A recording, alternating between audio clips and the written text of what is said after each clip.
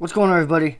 We're going to talk about the Elimination Chamber 2020. I'm going to try to recap the matches that didn't matter that much as quick as possible so we can talk about what did matter, especially that main event, the destruction of everyone in the women's division not named Shayna Baszler, and how I feel about it. Let's start off the pre-show. Who cares? Viking Raiders beat Kurt Hawkins and Zack Ryder. Why are they still employed? I don't know.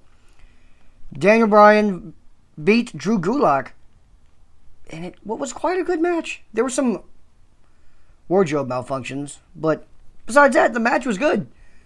I liked it, and I didn't have much anticipation for this match. I really didn't care, but it was good. I don't know if they're going to do it again at WrestleMania, because right now Daniel Bryan has zero direction.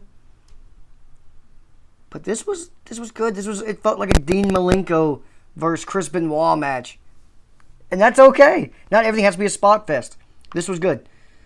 And then we had Andrade. He beat Humberto Carrillo in the longest feud that I can fucking remember. This might be longer than Corbin versus Roman Reigns was. This is really long. You gotta remember, this didn't just start with them. Humberto was still in NXT when this started, with Andrade versus Rey Mysterio. Then Humberto got drug in there. Rey's son was in the feud for a minute. And now they're adding Angel Garza. It's a mess. Just please, for Christ's sake, stop it. Andrade beat him. Retains the U.S. title. Please stop. Then we got the first Elimination Chamber match. The men's, I think, SmackDown. Yep, SmackDown tag titles. Miz and John Morrison. Come on. This is how this works. This is just how this works. They retain. This is what happens anytime you have slime ball heels in unsurmountable odds against a bunch of people. The slime balls find a way to win. And they did. The match was good. The best match of the night by far. But it's not saying a whole lot. And I really love. Is there anything better in the company right now than Miz Morrison's entrance? God, it's great. It's so good. Then we had a no DQ match. Aleister Black versus AJ Styles.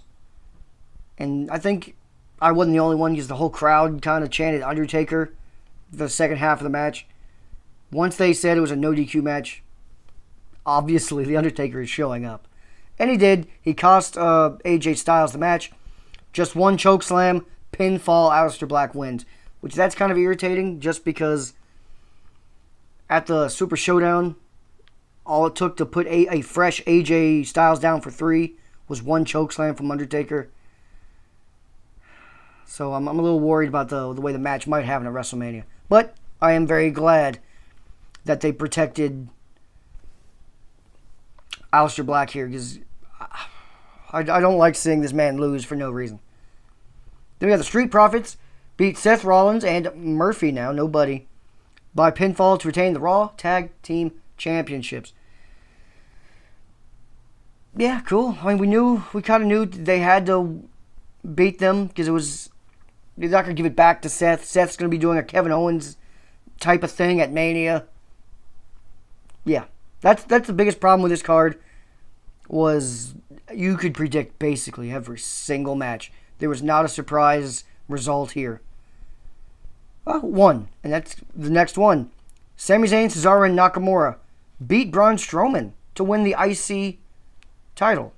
So I guess Sami Zayn is the champ, even though it's 3 guys versus 1, so it's kind of weird.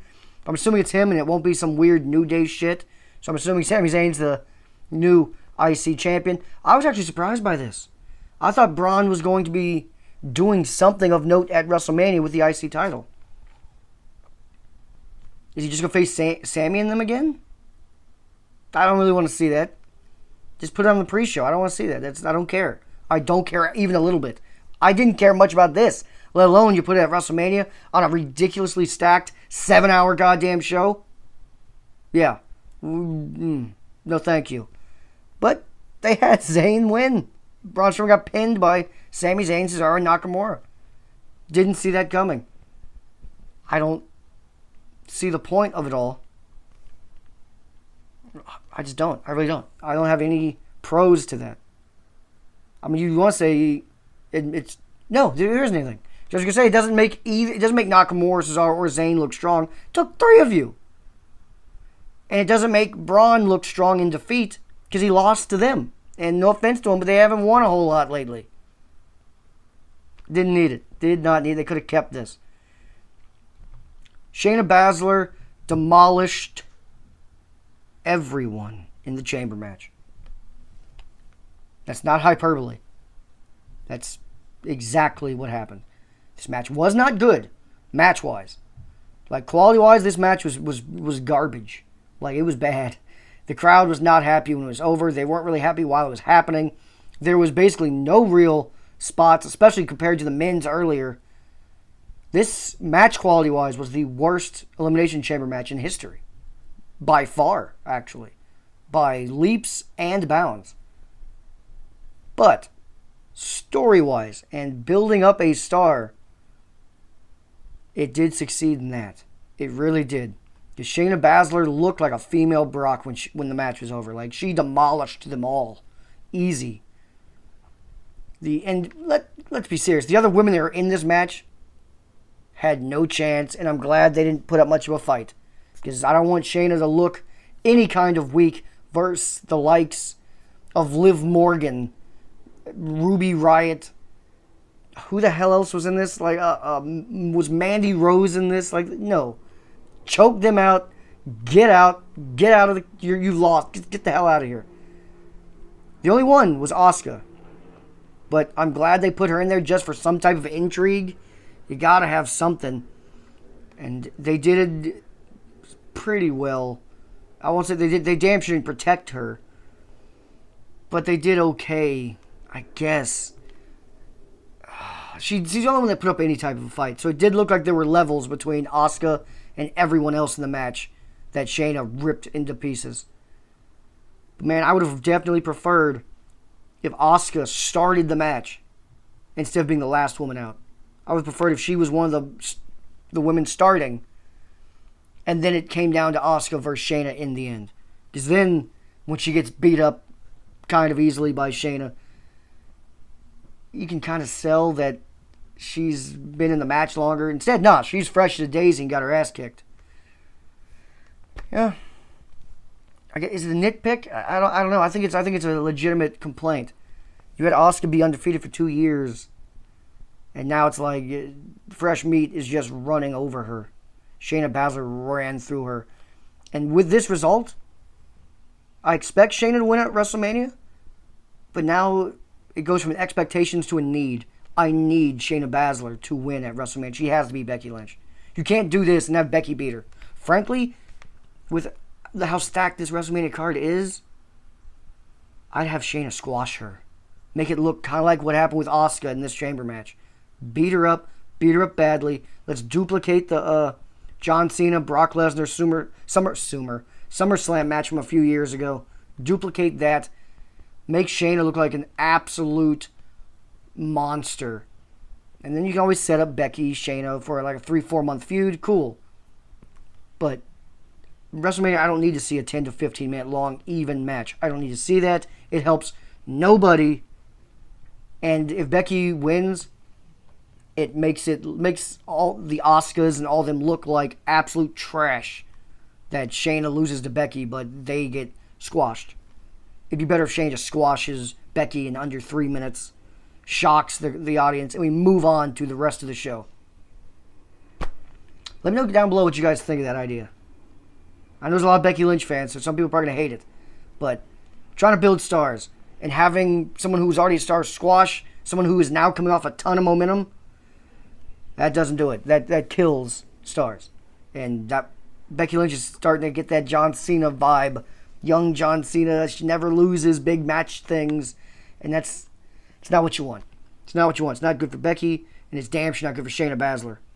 And it won't be good for the rest of the women's division. But like I said, they got ripped apart in seconds. If we have a 10 to 15 minute long Becky Lynch victory, holy shit. But yeah, overall, this show was pretty boring. And it doesn't help that it was also predictable. by far the best match was the men's Elimination Chamber match. Oh, man, there were a couple spots that were ridiculous. Ridiculous. I think Lince Dorade, whatever, climbed the top, like monkey climbed to the top, and did a fucking shooting star press onto a crowd of men, obviously, underneath. It just looked beautiful. It looked great. Like, I just thought he dropped down at first live because Kevin Dunn's camera angles are trash. But when they showed the replay and it was zoomed out, you see he did a damn shooting star press. That's ridiculous. That's craziness. And then the moment of the night, by far, Otis and Dolph Ziggler. Good Lord, is that feud full of momentum right now. Otis charges at Dolph, who's leaned up against one of the pods. And we know how that goes. We've seen this before. We've seen it. It happens in every single chamber match. Male one, at least. The person moves or doesn't move, and they go crashing through the glass, and they're both, like, laid out in the little pod area. No, this was different. The door was open, apparently, and Otis went through the open door when Dolph moved and crashed in the back of the goddamn pod, and that broke, and his big ass comes tumbling out onto the floor. Holy shit. That's one of the real ones. We haven't had a holy shit chant moment that was deserving, or this is awesome chant that was deserving in a while. That was one, because that's a never before seen thing, and that doesn't happen often. That was great. That was sweet. Besides that, the card was kind of skippable for the most part, but again, you got to know that's going to happen right before WrestleMania. They're just trying to build things for Mania. They're not really trying to give everyone a great show at Chamber. It's just what it is. You used to have a No Way Out all the time, and I'm okay with it. And then Fastlane after that. Whew, Fastlane. But let me know down below what you guys think. I gave this show a C-. The Otis spot in the men's match and the attempt to build Shayna Baszler is what gave it a C- and not like a D or D-. Let me know what you guys think. If you are still here, you are a real one.